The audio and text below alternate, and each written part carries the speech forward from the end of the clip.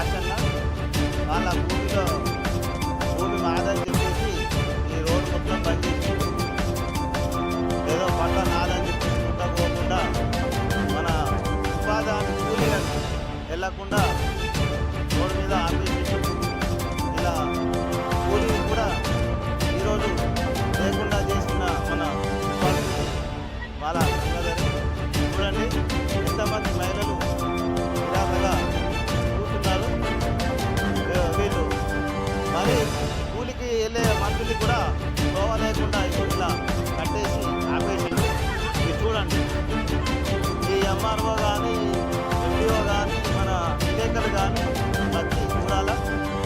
ఇది ఎవరిచ్చారో పట్ట 7 లక్షలు ఇచ్చారో పట్ట, ఈ పట్ట కాయలు 7 లక్షలు అతనికి చూపించండి. ఈ జనాలకు కూడా చెప్పాలని మనం చూడొచ్చు.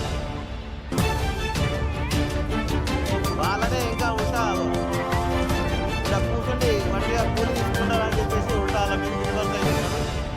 ఎవరు మాట్లాడితే వాళ్ళని ఇంకా మాట్లాడుతున్నారు చూడండి.